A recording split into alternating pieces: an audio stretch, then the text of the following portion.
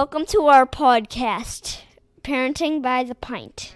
Enjoy the show.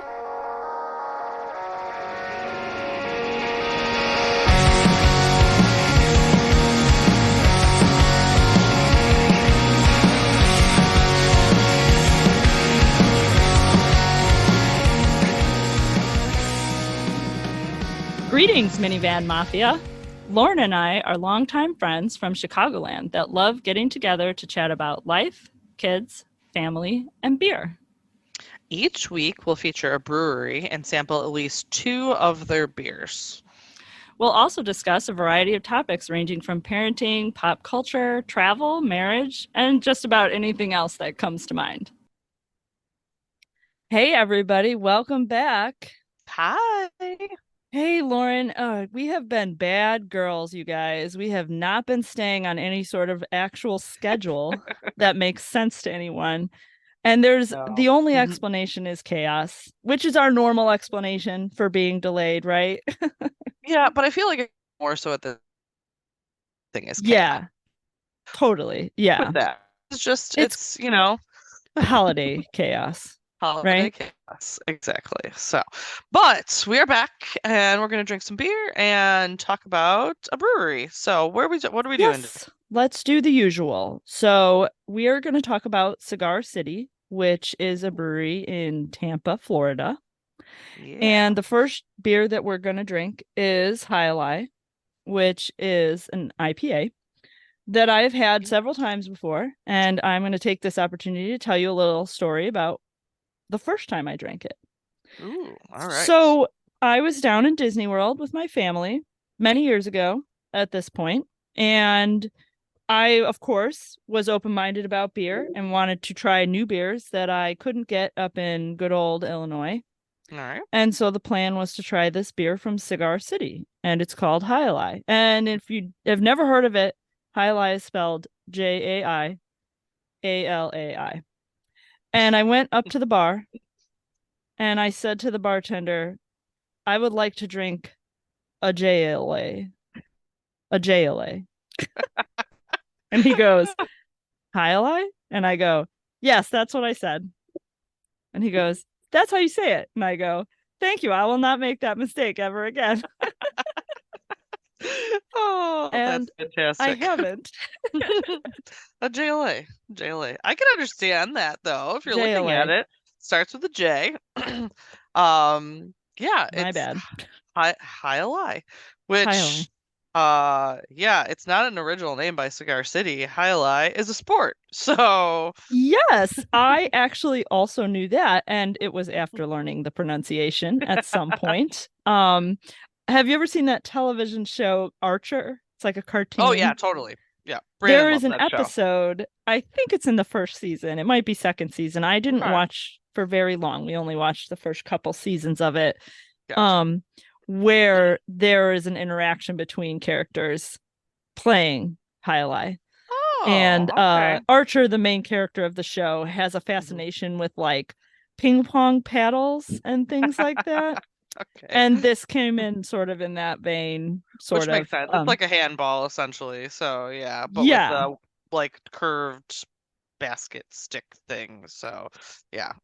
yeah. So that's how I know what that is. Kind of like lacrosse, actually, but different version in terms of the stick. Yeah. So, Yes. I think that's a really good description. And if you guys want to go look up exactly what it is, I mean, I don't know, Lauren, are you going to tell us more about no, this I'm sport? not really going to tell you us more. Nope, that's it. fine. Jai Alai. Yeah, just Yep. look it up. Look it up, Google it. It's popular in Spain and Cuba and some other Latin American countries, and which makes sense that this is in Tampa and they're trying to kind of, have the feel of some of the different things from the area and the cultures and whatnot. Right. So, Jai Alai. Well, Jai Alai. I'm gonna drink our Jai Alai. It's a Yeah, let's try it. solid IPA. Yeah. It's really good. It's really good, I you actually guys. haven't had Cigar City in quite a while. Me either. Yeah. I remember when Benny's kind of brought in Cigar City. I was initially really excited and kind of started looking for a little bit more of their stuff and probably bought some Jai Alai at that time. Yeah. but I probably haven't had it since then. And I Yeah. haven't had it in Florida for a variety of reasons, Oh, but yeah. mostly because I haven't really been down there in a while, but Mhm. also because I had it before. Right. It wasn't I, new as to I you, said, so try yeah. new things, yes, when I'm in a different Yeah. place and wouldn't necessarily order it Mhm. unless it was one of few options at that Yeah. place. So, A few years ago, I want to say like maybe 4 or 5 years ago, it was actually rated as by this like market research company as the number one selling craft beer in a 6 pack of cans. It's a lot oh, of craft beer packs. So this was as increased distribution was rated um the top selling 6 pack of craft beer cans in the US. wow. Um yeah. So and it was actually in 2018 the third fastest growing like beer nationwide behind Elysian Space Dust and Blue Moon. So Oh, yeah, wow. they expanded That's a pretty big quite a around list. then. Right? Yeah. And they sell in 40 different states and more than 40 states and more than 12 different countries now too. So their distribution has grown exponentially. So Yeah. they're definitely so I can understand why they would be one of the fastest growing at that time because they were really picking up speed. But all right, a little bit about Cigar City as we drink our High Lie. So Tampa, Florida. It was Hmm. founded in 2007 as a brand, but the space was developed in 2008, and they actually brewed their first batch of beer, which is Maduro Brown Ale, in Ah. 2009. So the owner or the founder, I should say, not the current owner, but the founder started at one of the largest microbreweries in Florida, Dunedin Brewing, in Hmm. sales, and then decided he wanted to open his own brewery. And he was looking for a head brewer. So Wayne Wambles actually was their head brewer back then. And he started out with a background in cooking, actually, but loved the scientific kind of gourmet part of brewing. And he told a story at one point that it was all thanks to a hurricane why he decided to start brewing beer. So there was a hurricane down in the Florida. He was actually from Alabama. So anyways, down in that area, and he was stuck inside with friends for 3 days. And they just drank beer and played cards and realized, oh, beer's really good. I should try some Oh of this. man, that sounds so Um, great. I don't want to so have a he hurricane, but I he wouldn't mind picked being it stuck. up and he started brewing in like the 90s, I think, at various different places and wound up at Cigar City as their first head brewer when they opened. So Awesome. they started with Maduro Brown, which we're gonna drink later, and then they introduced new beers. High Lie was one of the first next beers that they introduced. They've won numerous gold, silver, bronze medals at Great American Beer Fest. Madura actually won a gold medal in 2018 at Great American Beer Oh Fest. wow. So That's it's a much more recent than solid, I. yeah. So solid beer. Started as just a two-man operation. They've grown to over 60 full-time employees, like I said, distributing to over 40 different states, 12 different international markets, Sweden, Finland, Norway, variety of others. They actually were the first to open a craft brewery in a North American airport in Tampa in 2013 with an Whoa. actual bottle, like an actual brewing in the airport at their facility. So they were the Oh, first to actually not just serve it, but brew on site. I was Um, gonna say because I'm pretty yeah, sure that Goose Island has been in O'Hare for a they've little had while. it, but they don't brew anything there. So they were Sure, the first actual to brew on site at a North American airport in that's pretty sweet. 2013. So pretty What a cool cool, thing. right? I thought it was cool. 2012, they kind of started a spin-off of Cigar City Cider and Mead. So, a little different. They're their own company though. At the location at the Cigar City Brewing, they actually have a full restaurant, merch, different things. It's a full service place you can go and um get a variety of beers and food and other things and beers to go and all kinds of stuff there. So, Cigar City, so I don't know if everybody knows this, but essentially Tampa became known as Cigar City back in the late 1800s. So there's a Cuban trader, which the name Ybor City, which is another town close to there, Okay. came and brought cigar factories to Tampa. And actually in 1896, supposedly Ibor's second in command started Florida's first brewery, which was Ybor City Brewing. So they Oh, brought cigars and beer to the Tampa area, but Tampa became known as Cigar City back in like the late 1800s. So that's nice. why it's Cigar City Brewing. I But kind of assumed that it had to do with some sort of Tampa nickname.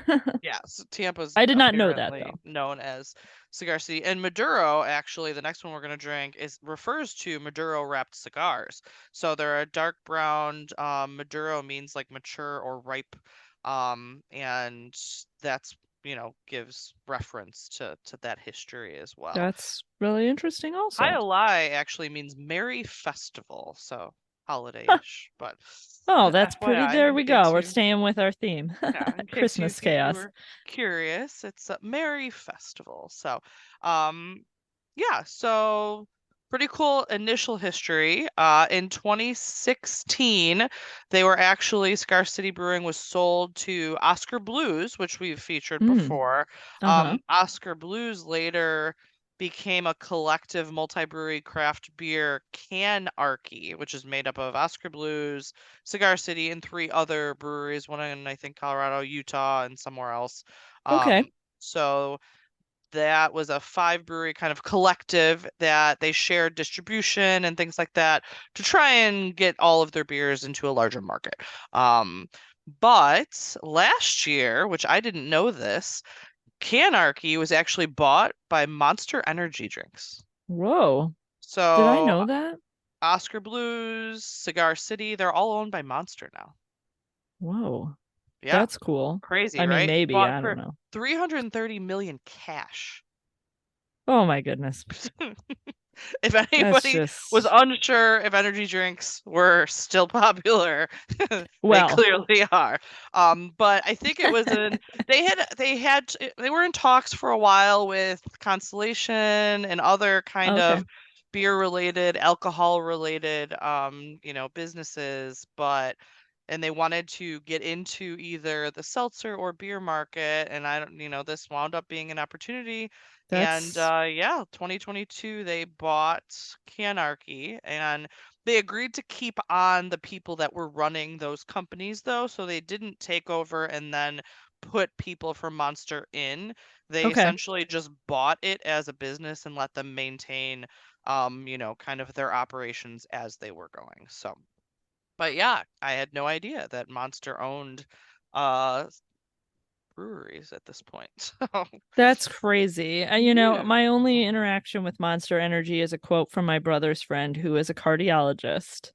And he was asked at one point, how many Monster Energies can I safely drink? And his friend answered by saying, zero is the Mhm. safe amount. That's fair. None. Don't drink I any. I definitely drink. I don't know about Monster, but sometimes Monster, sometimes Rockstar. I am totally guilty of drinking energy drinks. So, Yeah. but I mean, such is life. I think we all have, They're my afternoon little caffeine. hits, yeah, like We that do we'll take. the low calorie one, zero sugar, but it's still got a crap load of caffeine. So, but you know what? It gets me through the day, and at this point, I just need something to get me Well, through and it's some of not these like you're drinking chaotic 5 or 6 of days. them a day, dude. No, It's no, like, I drink one if that. So I feel right. like I'm okay. So I think you're gonna be all right, you yeah, know. yeah, I think I'll be okay. So anyway, so a little bit about Cigar City that I didn't know all about. So yeah, and this Yeah. is a really solid, good IPA, and it's consistent. It tastes the same as the last time that I had it, Mm-hmm. and I'm Which sure is that always good. exactly the next time that I have it, it will taste the same as well. So consistency is great. They have a handful for always. Okay. Beers you can always get be more than that, and then they do have some rotating, but you can pretty much always get Jai Alai. So they do have a imperial stout that they release once a year, called, I can't pronounce it, Huna Oh, Huna the yeah, fish, right? Hunapus. It's like a fish, right? Or something like that is what that's actually named after. It's like some monster. It's yeah, there's this whole like mythology behind it. And so I think it's the second Saturday, a Saturday in March is a festival, Hunapu's Day, and they release the Imperial Stout. It's about an 11% ABV. It's Mayan mythology actually. Okay. The monster was tricked and killed by the Dark Lords of the underworld, and he morphed into a cocoa tree upon his death. And then this doesn't even make any sense. The cocoa tree eventually impregnated a maiden who birthed twins, and the twins avenged the father's death and became the moon and the sun. So, if you're into Wow. Mayan mythology, I apparently, mean, how can you not be after that right, story? go That look was that up, and if pretty you're awesome. in Tampa in March, go try and find you some Hunapu's Imperial Stout. So I've That sounds definitely really never good. had that. I'm guessing it's difficult to find. So Yeah, it's my understanding. I have heard of it, and I think it's sort of like in the same vein. I'm not comparing styles here, but yeah, similar to like the the Dark festival, the Lord Dark Lord Day Day. Yeah, that's what sort I of thing got we the have here. impression of when I was reading up on it. It definitely Yeah, feels like that. It's a festival. It's a beer release. It's that same similar mystery. So, right. yeah. Yeah, So, but yeah. All right. Well, I'm gonna continue drinking my High Lie. And what else are we talking about today? We gave a man. little brief history of Cigar City. Well, we're going to talk about trust. I mean, like the crux of the issue is Ooh, we're going to talk about trust. yeah. And trusting our kids with people. And I'm sure Mm-hmm. you have a lot more to say about this than I do. Because you have other variables at play, I Yeah. Yeah. think. Yep. And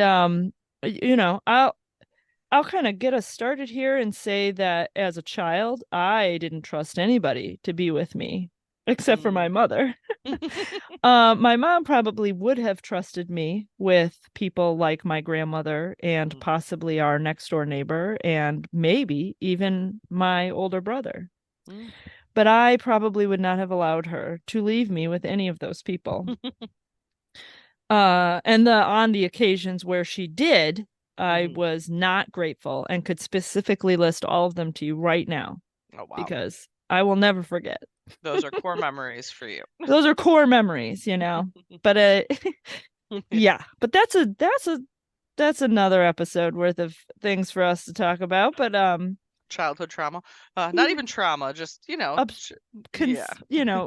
perspective is key, I think, in this trauma, that word that we're throwing around here. I think that There, yeah. I perceived it as trauma, Yes, but nothing actually bad happened, but no, no, no, certainly you not. were hesitant.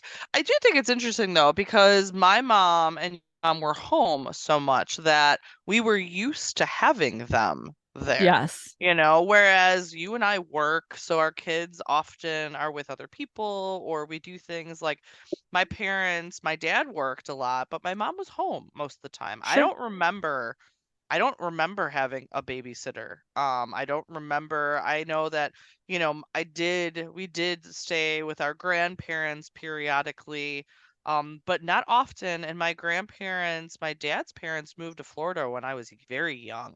right. So they weren't even around really. And my mom's mom was in a wheelchair. So Oh, okay. we didn't really we didn't really have babysitters often, or my parents would have people to our house and we would go to bed, but Hmm. they would play cards when we were home. Sure, So there wasn't a ton of opportunities other than like a handful that we even really, were around babysitters, which is the exact opposite of my children. So, right. Yeah.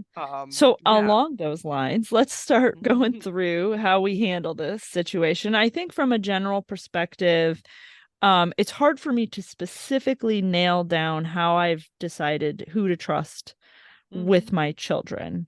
I can say generically, obviously, it's people that I feel comfortable with personally, people that I either know have a fair amount of experience around kids, and that I trust because they've been in my life for an extended period of time.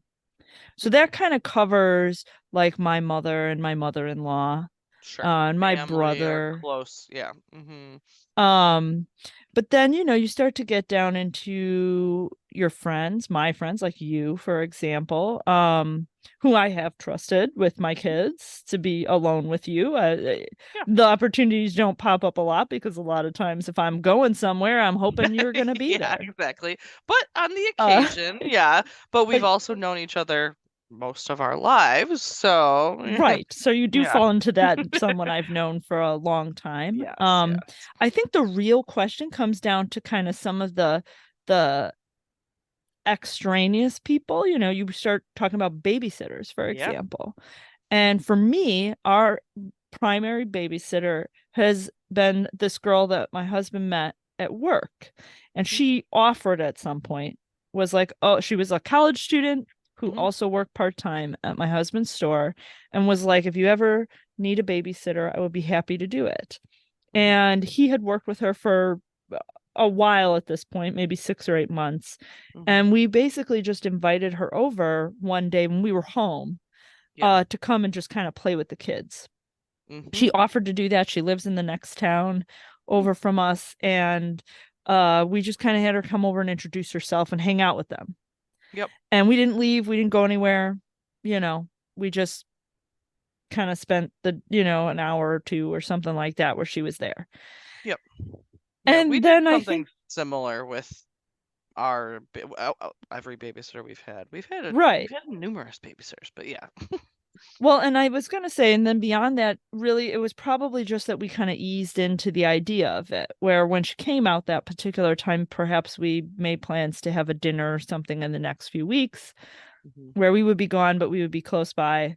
And she was there, for that.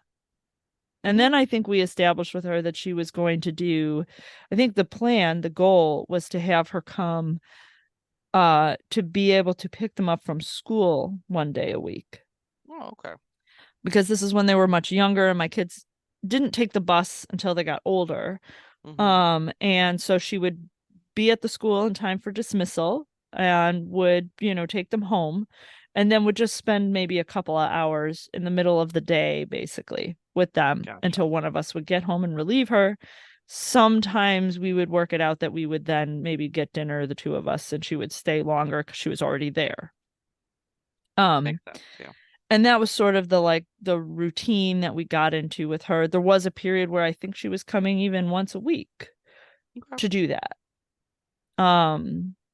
As time's gone on, at this point, she's, graduated from college and has even finished graduate school. Oh, wow. And is working, and therefore her schedule isn't, what it used to be in terms of like being here for like an after school. Sure, now that she has a job. Yeah, she's got a grown-up job. Yeah. She's not working part-time at Benny's Yeah. anymore. So now we do still have her babysit, but it's not very often. Yeah. And it's almost always like she comes over and we go out to dinner and then maybe we grab a drink or something and we're gone a handful of hours, and she'll do bedtime with the kids and things like that. But that was kind of how we established that relationship. Gotcha. Yeah. I looked through my phone people as like so and so babysitter, and I have like 5 babysitters saved in my phone that I don't even remember. So like I don't, maybe That's they so came funny. once and we never like used them again. They're definitely the first few babysitters, which I'm actually these people. The first few babysitters that we used were people that my friends had used as babysitters. So yeah, it was, hey, and one of the first ones was actually my best friend's.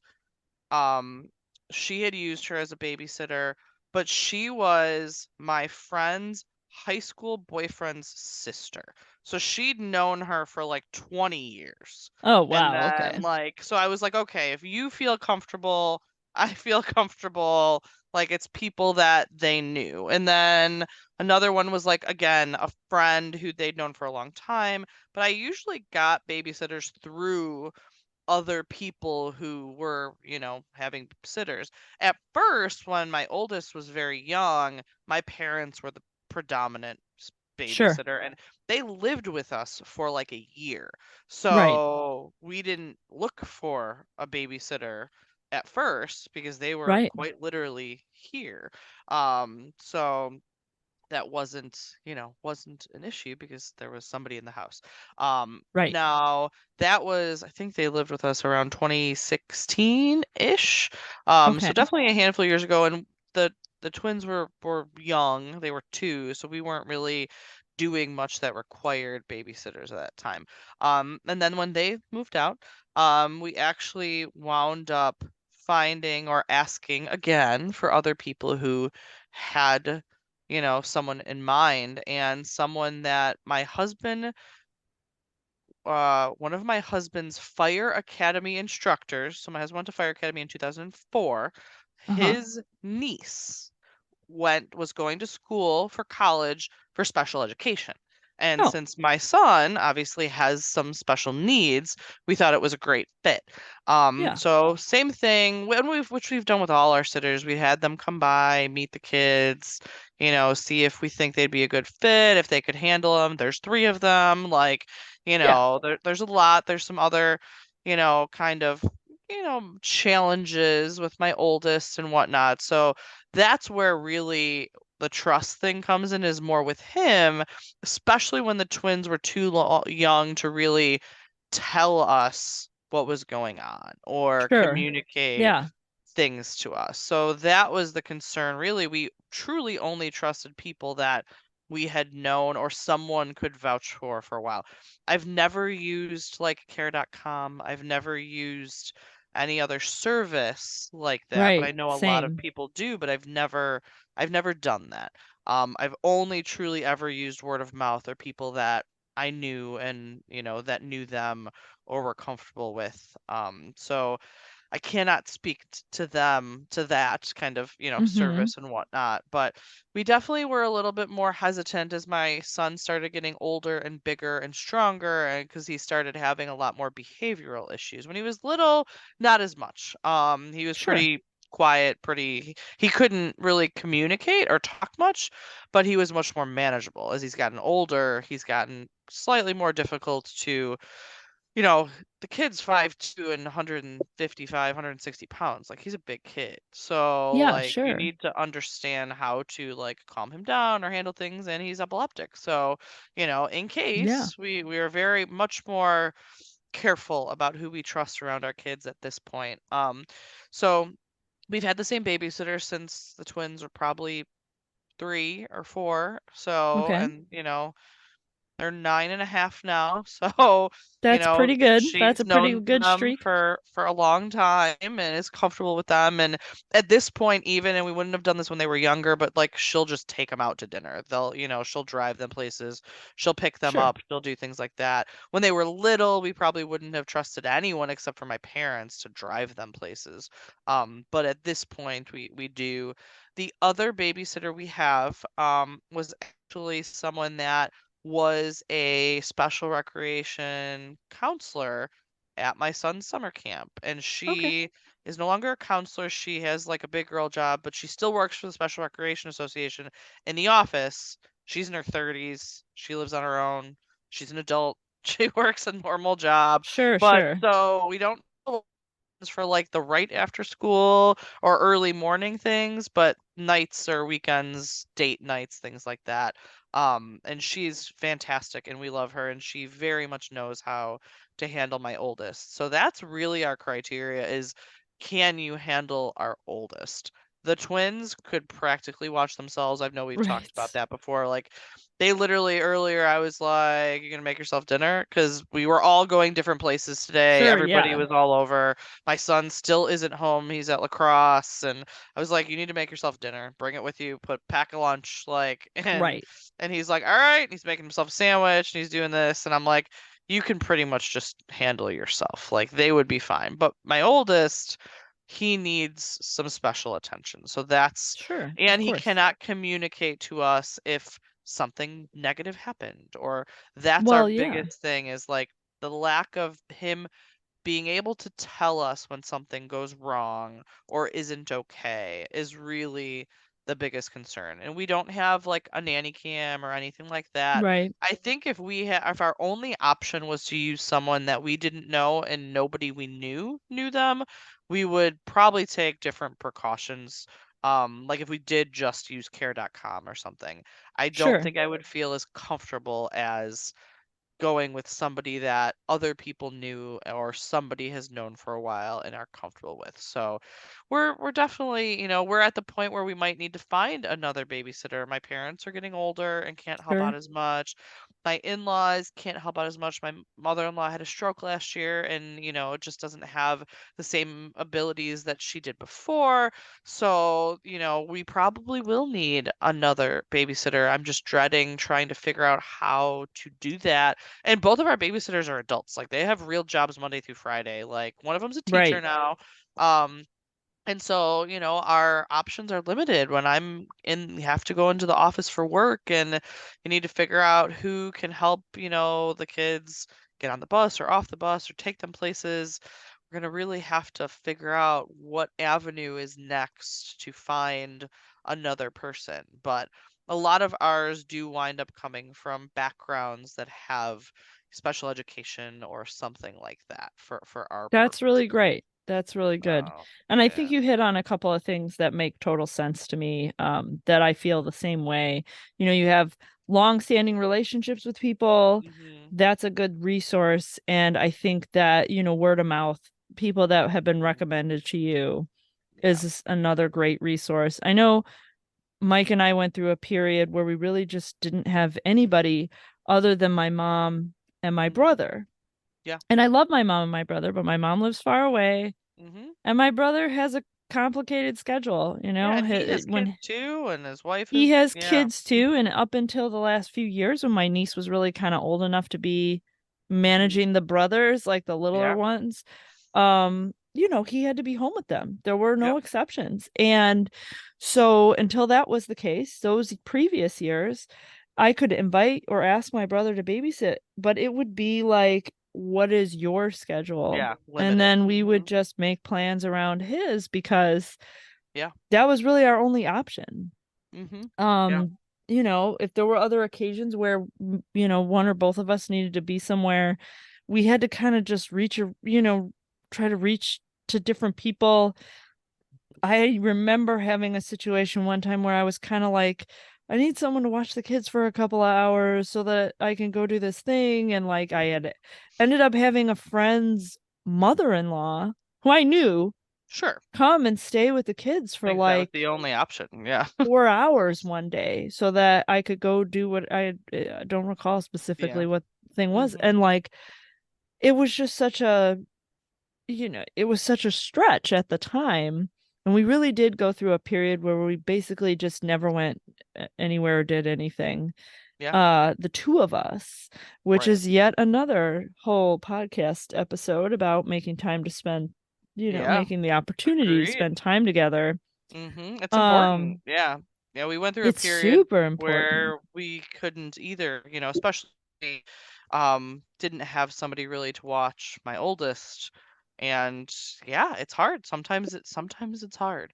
So, It is and hard. And yeah. in moments of weakness, you don't want to trust somebody you shouldn't, Mhm. And Agreed. I think it Yeah, not all with your comes kid. into Yeah. play, Yeah. and it can be a very stressful, daunting Mhm. task to make, Yeah. to pare down that list of people that you trust and that Mhm. can do what you're looking for.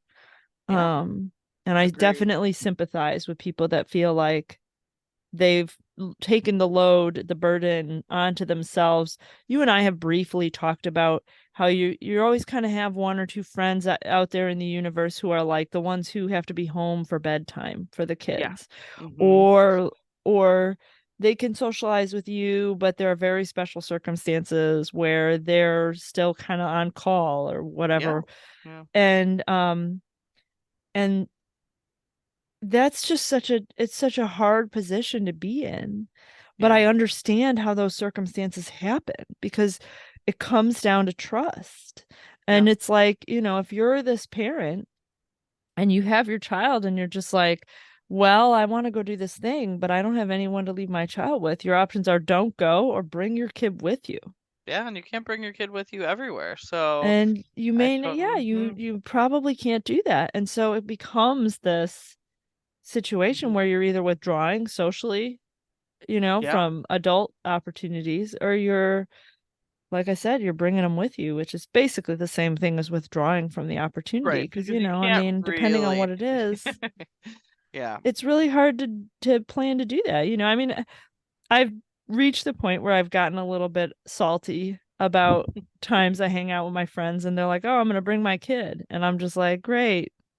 but then it's not really socializing because your kid's there. Like, I if know. all the kids are there, cool. Well, Like, I get it. But yeah, if it's when like, you and I are like, let's go to the Christmas brunch and we bring all our yeah, kids, that's clearly a that's a kid thing. activity. That's a Right. let's get But our when we're kids like, I together. want to go to this beer release on a Friday afternoon, that's not a kid No, activity. when I'm like, it's Black Friday, Lauren, clear your Yeah. schedule. Yeah, we're going to the That's lodge. That's different. not a kid Yeah, that's a activity. me and you thing. I don't Yeah. want you to bring your kid. If you were like, I Same. can go, but I got to bring my kid, I would be like, all right, I guess. Yeah, but I really don't want you to. Can I you don't find want you another to. option? Yeah.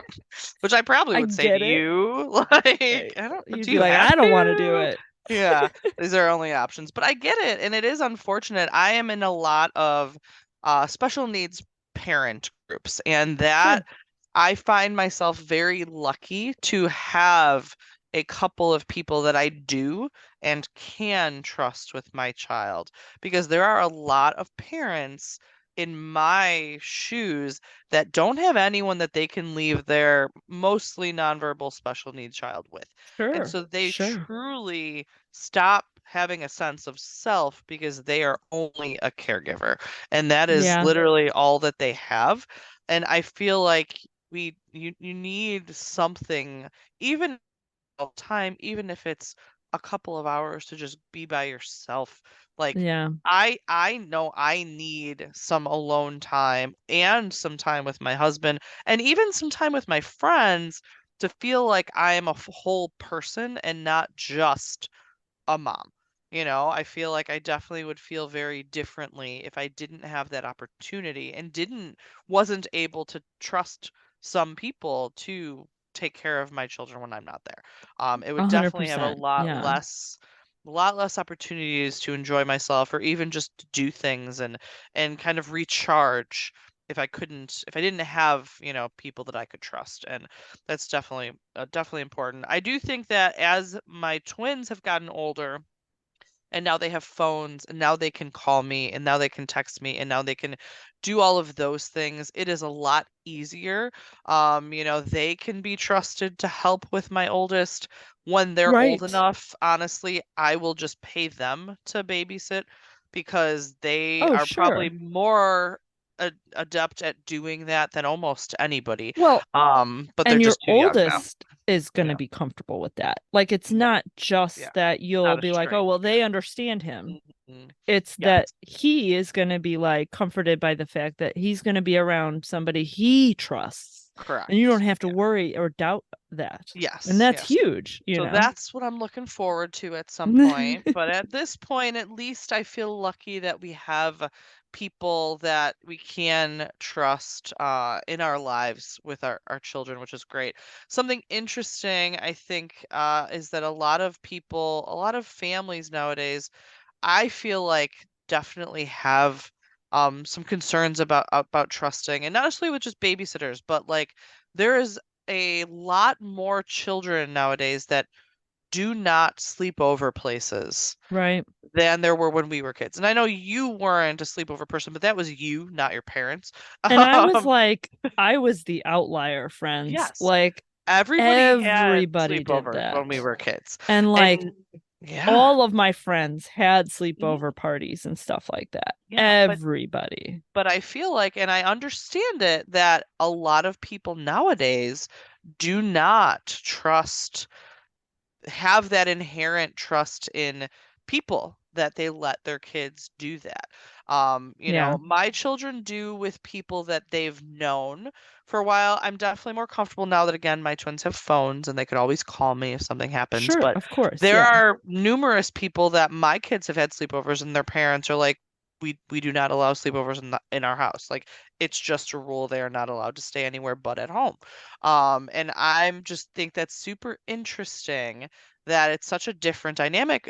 But then I'm like, okay, well, the world we live in now is so different. There's so much less trust in the Yeah. generally in people than there were, I think, when we were younger. And I feel like that's, it's a lot harder to find people and to put trust in people now than I feel like it was when we were Right. kids. It's just a Yes. different dynamic overall, I think. So, Well, anyways. and I think that what you're talking about, it kind of comes into something that I've always believed, especially in the recent past, which is that the amount of information that we have access to is so vast. And Yes. so, I hear people say things like, "Oh, well, the world is such a dangerous place." It was always And dangerous. You just didn't and know I about it. think and I always am just like, well, I think it's just that we didn't know I really what think was that that's happening. true. Yeah. My father and I had a conversation one time about I had watched a documentary with like a serial killer, and I'm not going to get more specific than that. But Yeah. I was like, wow, it was such a crazy story. And I was like asking my dad about, do you remember this particular time Mhm. of your life where this person existed and was like had escaped or whatever? Sure. Hmm. And he was like, "Oh yeah, I remember that." And I was like, "That must have been so scary. I mean, we're so lucky that we don't have anything like that now." And he just laughed. And he was like, "Do you honestly believe that there are not people like that in the world today?" And Hmm. I was like, "Wow, that's even scarier." Yeah. Fair. And Yeah. I was just like, "Yeah, it's funny that you say that because there's these people that you don't trust, these people in the world that aren't trustworthy, they've existed in our entire Forever. existence." Yeah. And Hmm. and you hear a lot more of these stories about bad things that happen, and even from your personal connections. I mean, I'm more connected to the Oh, people yeah. I know than I have ever been. True. And we, they talk about our generation, how we're the lucky generation because we fall between like Gen X and millennials kind of, and Yeah. which Yeah. means that we have existed through all of these like steps in innovation. We Yeah. were there All the before cell technological phones and advances. internet, Yeah. Hmm. and we have grown up gaining those things. We got cell phones and we got internet, and now we Yeah. have VR, and we have AI, and we're growing up and growing old, getting all of these new things. Hmm. And I think that what it's made me realize is that we understand, like, that even though these new things exist, the world it's not a more dangerous place. It's not different. Information is Things are, shared much quicker and more yeah, we just have broadly. access. We just Yeah, have and you would so have much more never access. you would have never heard about a murder in, a state in Wyoming or something before, and now you get access to any crime that happens anywhere, and it feels significantly more than it did because you watched your local news, that you only saw what was here, and Well, that and was that's it. exactly, I mean, look at now people have healthy skepticism about what they read online and what they see on Mm-hmm. the news and what their friend tells them about.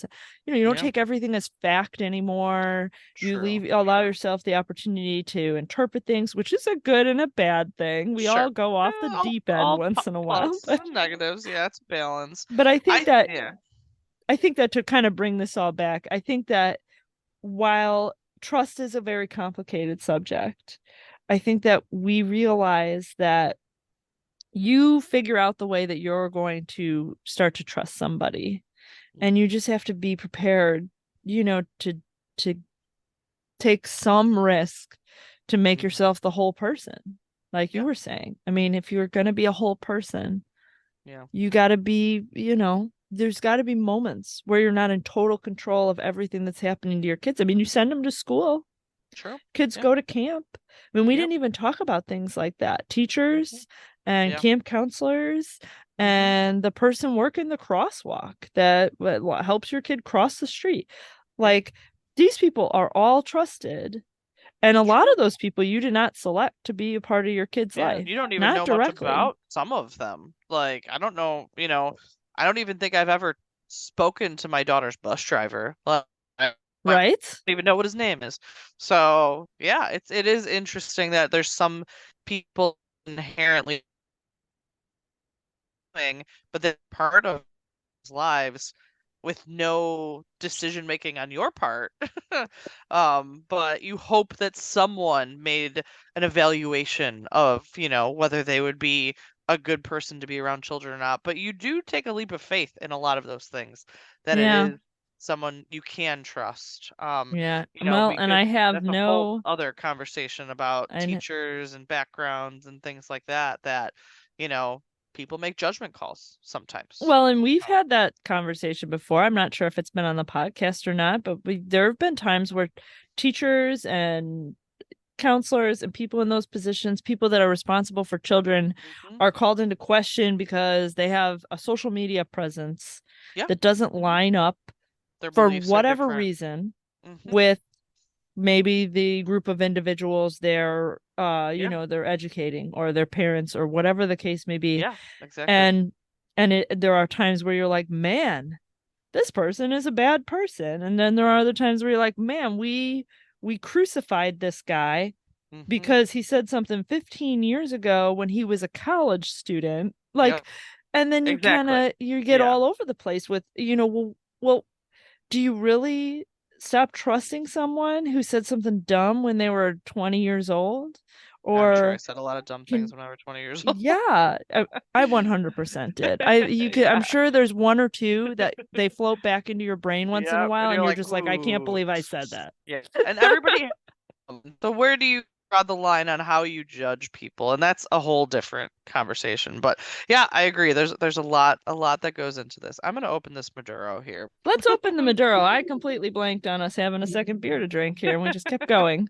Let's drink this brown ale. This honors the Cigar City kind of idea with the Maduro. I almost made a huge mess opening this can. Oh no. Yes. What is it with these breweries, man? Filling these cans. Filling the cans all the way to the brim. I don't know. The last few that we've opened have been like exploding on me as soon as I pop that top. Hey guys, thanks. I love getting my money's worth, but I don't really want to have to change my shirt every time I open a beer because I just spilled half of it on it. Agreed. This is a very flavorful brown ale. Yeah, I haven't even had it. No, it's all over you because I just it's all over me. Yeah, just like my hand is sticky now. Smell like brown ale now. We drank this one second because I can wash this sticky hand soon. Let me give this a go. Give it a shot. It's got a good flavor to it. I think it's very flavorful. Smells good. Right? It smelled really good. I got a whiff of it right as I went to take a drink. I love that there's such different variety. Just as a general statement, like you drink an IPA and you like the certain things from the IPA, but then you can go to this and it's so different than an IPA. The flavor, I mean, the 100%, yeah. But it still it's got a great flavor just in its own way. It's just amazing how many different beers and tastes they can get from such similar ingredients from the base. Such a miracle. I just really enjoy seeing the fruits of that labor. That's all. See, you guys can tell that we've really missed drinking beer together, can't you? Know. Like, we just Christmas chaos has harmed us all. It has. It's because wrapping up. Yeah, sit with you and drink 4 more beers and be very happy right now. Same. This is good. I'm enjoying this. This is a good time for our merry festival. That's actually the highlight, but I feel like it all wraps together. Absolutely. We hopefully didn't bring you down too much with our whole trust talk. Hopefully you have people out there that you can trust to spend time with your kids. And in my universe, and you mentioned it, we're reaching the point where we're going to start trusting our children that those are the people that we trust. Yeah. And that is, of course, yet another podcast Yep. episode we can venture into someday when they're Future going us. out and driving cars Oh, and man. leaving for weekends and doing all that crazy stuff. Those days will come. They will, and I will, And, yes, both and we'll embrace address and those fear issues. them at that time. So, but until then, 100%. enjoy your beers, everyone, and until next time. Yep. See ya. Bye. Thanks, everyone, for listening to the latest musings from Parenting by the Pint. Be sure to find us on Facebook, Twitter, and Instagram, and make sure that you rate, review, and subscribe to us wherever you find your podcasts. Have a great week, and cheers to you all.